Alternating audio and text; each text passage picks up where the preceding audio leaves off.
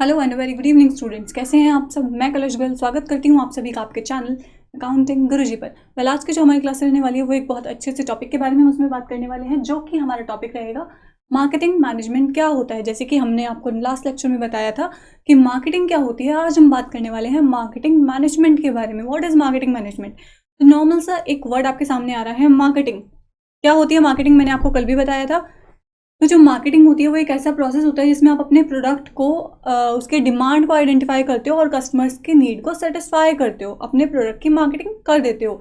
Okay, तो marketing में जो भी फैक्टर्स हैं, जो भी यूज़ किया जा रहा है, सब कुछ टेक्नोलॉजी, सारी चीज़ों को मैनेज करना क्या कहलाता है? Marketing management. बात करते हैं इसके मीनिंग के बारे में। It refers to planning, organizing, directing and controlling the activities which result in exchange of goods and services। ये ऐसी सभी एक्टिविटीज को रेफर होता है जिसमें प्लानिंग करना, ऑर्गेनाइज करना सारी चीज़ों को, उनको अपने जो हमारे एम्प्लॉयज हैं उनको डायरेक्शन प्रोवाइड करना, देन कंट्रोल करना अपने बिजनेस एक्टिविटीज पर, और which is result in exchange of goods and services, जिसका रिजल्ट क्या निकलेगा? हमारे गुड्स और सर्विसेज क्या हो जाएंगे? ये सेल आउट और परचेज किए जाएंगे। यानी मार्केटिंग में दो चीजें होती हैं, या तो प्रोडक्ट सेल आउट किया जा रहा है एक तरफ, और दूसरी तरफ हो रहा है प्रोडक्ट परचेज किया जा रहा है। ओके, तो मार्केटिंग का तो मेन मोटिव है कि कस्टमर को सेटिस्फाई कर हम उसको प्रोडक्ट बेच रहे हैं। तो मार्केटिंग मैनेजमेंट का क्या मतलब हुआ? जिसमें हम प्लानिंग कर रहे हैं, ऑर्गेनाइज कर रहे हैं, सारी एक्टिविटीज को कंट्रोल कर रहे हैं, वो सब क्या आ जाता है? हमारा मार्केटिंग मैनेजमेंट के अंडर में आ जाता है। ओके, वेल, इससे पहले कि मैं आगे बोलूँ, आप चैनल को सब्सक्राइब कर लीजिए। जिन्होंने नहीं किया है वो प्लीज़ जल्दी कर लीजिए, जिससे कि आपको चैनल से रिलेटेड सभी new updates time to time मिलते रहें। चलिए आगे हम बात करते हैं मार्केटिंग की एक्टिविटीज़ क्या क्या होती हैं, क्या क्या एक्टिविटीज़ हैं जो हमारी मार्केटिंग में इन्वॉल्व होती हैं। यानी जब हम मार्केटिंग मैनेजमेंट करते हैं तो उसके लिए सबसे पहले हमें क्या करना होता है? सबसे पहले हम क्या करते हैं? Choosing a target market. हम एक ऐसी मार्केट को चूज करते हैं जहां हमारा प्रोडक्ट बिक सकता है। जैसे सपोज कीजिए हमारा प्रोडक्ट मेडिसिन से रिलेटेड है, तो हमारी टारगेट मार्केट्स क्या होंगी? हॉस्पिटल्स होंगे, या केमिस्ट, हमारी स्टोर्स होंगी, इस तरीके से मेडिकल्स होंगे। तो जो भी हमारी टारगेट मार्केट्स हैं उनको हम क्या करेंगे? चूज करेंगे। अगर हमारी मेडिसिन से रिलेटेड हमारा प्रोडक्ट है, कोई भी प्रोडक्ट हमारी मेडिसिन है, तो हम उसके लिए कहाँ जाएंगे? टारगेट मार्केट हमारी क्या होनी चाहिए? हॉस्पिटल्स हैं, या इन सब चीज से रिलेटेड जो भी जगह है जहाँ से मेडिसिन प्रोवाइड की जाती हैं, वो हमारी टारगेट मार्केट होगी। फर्स्ट पॉइंट हमारा ये था। सेकंड पॉइंट हमारा कहता है growing customers in target market. Target market तो हमने सिलेक्ट कर ली, लेकिन वहां पर हम अपने कस्टमर्स को क्या करेंगे? इंक्रीज करेंगे, बढ़ाएंगे। कस्टमर्स की नीड्स को जानेंगे, उनकी इच्छाओं को जानेंगे, वांट्स उनके पता करेंगे, तभी तो हम अपना प्रोडक्ट दे पाएंगे, राइट। हमारा प्रोडक्ट अगर हमारे कॉम्पिटिटर से बिल्कुल सिमिलर होगा तो उसमें क्या अंतर आ जाएगा? क्यों परचेज किया जाएगा उसको? तो बेटर ये है कि अगर हमें अपने कस्टमर्स को बढ़ाना है तो हमें अपने प्रोडक्ट में भी कुछ स्पेशलिटी लानी होगी, कुछ ना कुछ नया, कुछ ना कुछ अच्छा करना होगा, राइट। तो क्या कह रहा है ये पॉइंट हमें? Growing customers in target market. जो हमारी टारगेट मार्केट है, वो हॉस्पिटल हो, वो या तो मेडिकल स्टोर हो, कुछ भी हो, वहां पर क्या करना है? हमें अपनी टारगेट मार्केट में कस्टमर्स को बढ़ाना है। नेक्स्ट हमारा पॉइंट कहता है क्रिएटिंग सुपीरियर वैल्यू। अपने प्रोडक्ट की एक सुपीरियर वैल्यू बनाना, कि अपने प्रोडक्ट में कुछ डिफ्रेंसिएशन लाना। सामने कॉम्पिटिटर है, उसने भी वैसा ही प्रोडक्ट बनाया है, हम भी उनके कॉम्पिटिटर हैं, हमने भी वही प्रोडक्ट बनाया है, तो हमारे उनके प्रोडक्ट में क्या डिफरेंस? हमें उनसे कुछ अलग करना है, कुछ डिफरेंट करना है। तो अपने प्रोडक्ट में कुछ नया कीजिए, कुछ डिफरेंट लाइए। जैसे सपोज कीजिए आप कार के साथ फ्री इंश्योरेंस प्रोवाइड कर रहे हैं, तो वो एक स्पेशलिटी आ गई आपके प्रोडक्ट में कि उसने आपको अदर प्रोडक्ट से डिफरेंट बनाया। ओके, और कस्टमर्स भी उसको परचेज करने के लिए आगे आएंगे टाइम टू टाइम।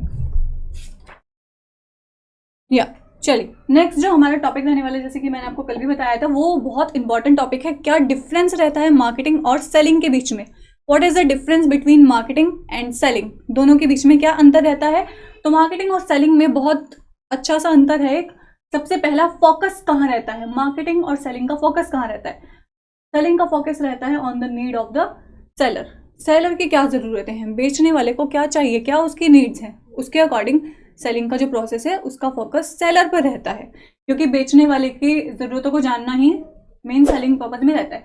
नेक्स्ट आता है मार्केटिंग। तो मार्केट में किस चीज पर फोकस रहता है? मार्केट में फोकस रहता है कस्टमर सेटिस्फैक्शन पर, हमारे कस्टमर्स के डिमांड्स पर, कस्टमर्स के नीड्स पर।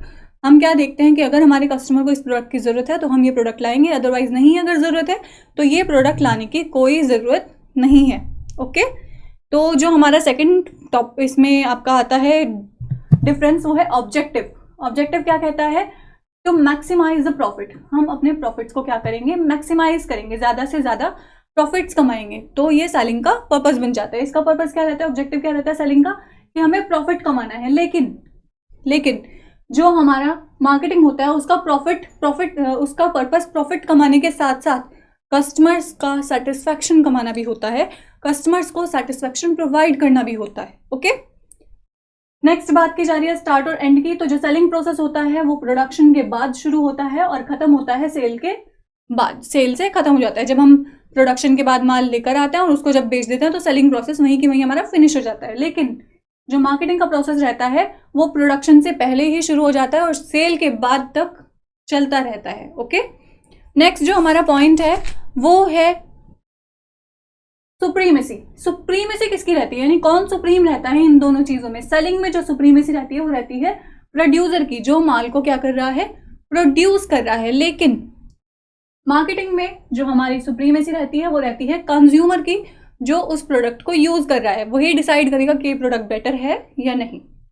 ओके, नेक्स्ट जो हमारा पॉइंट है वो हमें ये कहता है ये दोनों अप्रोच किस तरीके के अप्रोच है। तो ये जो पहले वाला सेलिंग वाला अप्रोच है ये सेल और बाय हुक और कुक वाले प्रोडक्ट से उससे रिलेटेड है, कि अगर हम कोई प्रोडक्ट ला रहे हैं तो उसको हमें सेल आउट करना है, जितना हमारे पास है हमें उसको सेल करना है बाय हुक और बाय क्रुक। ओके, तो इनका जो अप्रोच है वो सेलिंग अप्रोच है, लेकिन मार्केटिंग का जो अप्रोच है वो सेटिस्फैक्ट्री अप्रोच है, कि हमें अपने कस्टमर्स को सेटिस्फाई करना है, किसी भी तरीके से हमारे कस्टमर सेटिस्फाई होने चाहिए। ओके, नेक्स्ट पॉइंट क्या कहता है, डिमांड। डिमांड मतलब हमारी इसकी डिमांड कैसी है, एज्यूम्स डिमांड।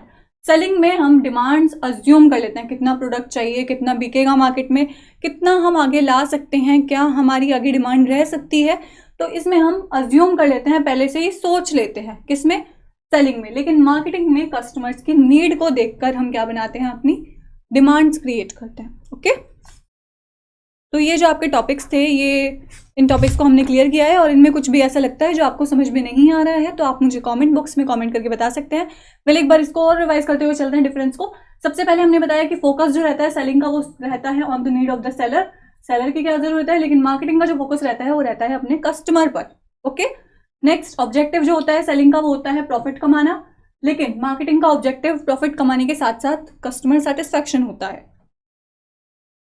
जो आपकी सेलिंग है वो स्टार्ट होती है प्रोडक्शन के बाद और खत्म होती है सेल के साथ, लेकिन जो हमारी ये होती है मार्केटिंग, ये प्रोडक्शन से पहले ही शुरू हो जाती है और सेल के बाद तक चलती रहती है। सुप्रीमेसी जो रहती है सेलिंग में वो प्रोड्यूसर की रहती है, प्रोड्यूसर सुप्रीम होता है, लेकिन मार्केटिंग में हमारा कंज्यूमर सुप्रीम होता है। नेक्स्ट अप्रोच जो है ये सेलिंग अप्रोच है, कि हमें सेलिंग में माल को बेचना है, कैसे भी करके बेचना है बस।